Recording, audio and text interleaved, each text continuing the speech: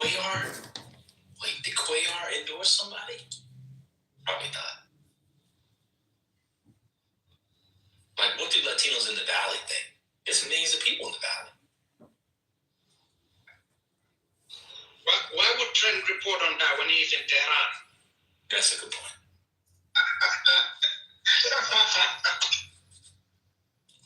I apologize. The question and vote swing towards Crockett or swing towards Tallarico? Is that the question? The RCV is not going to Crockett. The RCV is going to Tallarico. She's not even been to the RCV. She didn't campaign there. Now on Twitter talking shit about her. There's RGV? What? Wait, I'm sorry, RGV is the RCV. RGV, I haven't been to say my choice about it. RGV, they are complaining that she hasn't been, and they're confused as to why. They said that some of these little counties said they invited her multiple times and she won't show up. I'm just letting y'all know what people are reporting on the ground in Taylor. Yeah, I don't know what the newspapers are down there. But Kimberly, can you do some investigation for us, Kim? Can we do it? Yeah, what are we looking for? What's the Valley? Like, what is the Valley? I'm not getting any. I know El Paso's going to vote for him. West Texas, and I know what is the Valley Democratic stronghold? What do they say? I know San Antonio, which is not the Valley, to the Valley. I know the newspaper there endorsed her. But what are people in the Valley saying, especially around the question of ICE and immigration, Latinos? She ain't been to Hidalgo County. She ain't been to Cameron County. Okay, she ain't been to Southern Williston. She ain't been to places. Yeah, I don't know off the top of my head, but I can take a minute to look. He was just in Laredo. He just had a rally in Laredo. But I want to know where the people are. Like, where's people Marshall? Don't Marshall live in that area? He does. I mean, he may be working or something. I mean, I'm just going to let him answer. In the strawberries? Because he's a sharecropper. I do. I mean, McAllen is not that small. I mean, it's broad, give the broader valley as well. Hidalgo County. I'm just saying, there are areas that have papers. I don't remember all the names of the papers, and then the Monitor is a big one there. But she's not been endorsed by any of them, so I don't really understand what's going on. Rio Grande Valley. I don't know what the RCV is. I said RCV. Rank choice of LO my brain. She is not putting up. I don't think she even thinks she's going to do well there. That's why I think she's avoiding those areas. She's staying primarily focused with San Antonio, Houston, Dallas, Fort Worth, and she knows she ain't doing shit in Austin, but she's probably trying to be at least somewhat competitive there, just like he's trying to be competitive in DFW. But I mean, we're also thinking that North Dallas is just going to. I'm sorry, let me not say this. Call me uncut. Y'all think that she's the only one's going to do well? All I'll say is that in DFW, and she is not. Well, neoliberal has her at plus 80. That's insane. I don't know. The other thing that you were saying, Matt, about, and you could be explicit by saying North Dallas, because I think that there is a difference between Dallas County. The city of Dallas, Dallas County, and then what's outside of Dallas County that is north of Dallas that some people will call North Dallas, but to me it's not technically North Dallas because North Dallas is still in Dallas County, but that's a different conversation. Yeah. Those are the white people. There are a lot, Addison, Richardson. Do they have precinct by precinct? Does the Dallas County clerk release that? Yeah, on the website. Go to Vote Hub. They have all the Yeah. Oh, okay. Because that's a big. Yeah. Okay. That's why I'm saying that he is going to run it up in North Dallas. North Dallas. South Dallas, she got it. But people are also overestimating it because it's her district, and that's wrong to do.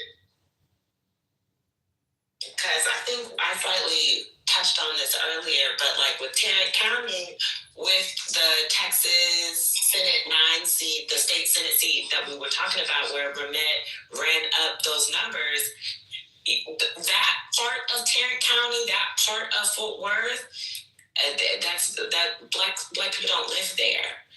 If Tallarico runs through that part where Crockett runs through the southeastern and western part of Fort Worth or Tarrant County where more Black people live. I don't know.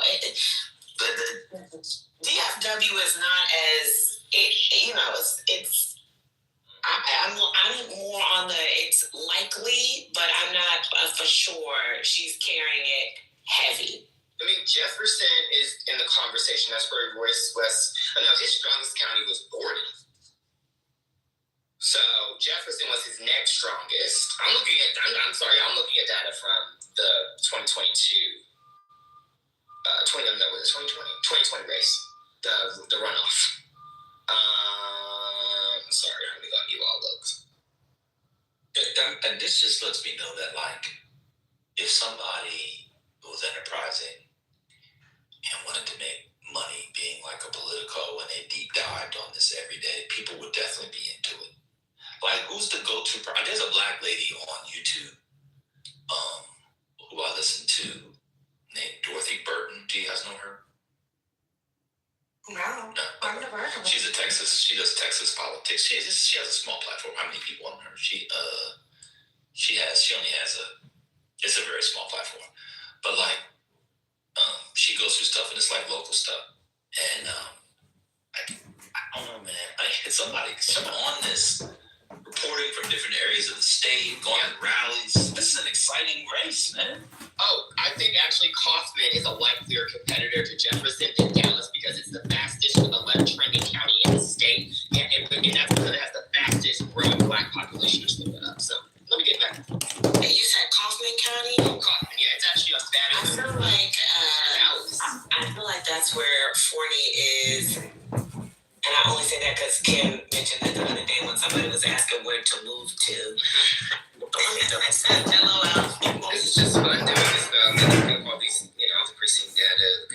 And I think that, especially if Talarico wins, we're going to get stories of the hidden Black Talarico voter who the polls didn't account for. Wait, say that one more time. If Talarico wins, especially, like, we're going to get stories in the general election of the hidden Black Talarico vote. Because there's going to be if he wins, there is going to be that story needs to be written because it most likely means she only won 70-30. Like I've done my part. Neoliberal has it at like 90-10. 90-10 is crazy. I don't know what your model is. 90-10. My model is exactly where both hubs, About to crash. who leads, I just put in the link. It's exactly the same. You give 90-10. I just want you to crash. Yeah, I don't understand. I'm sorry.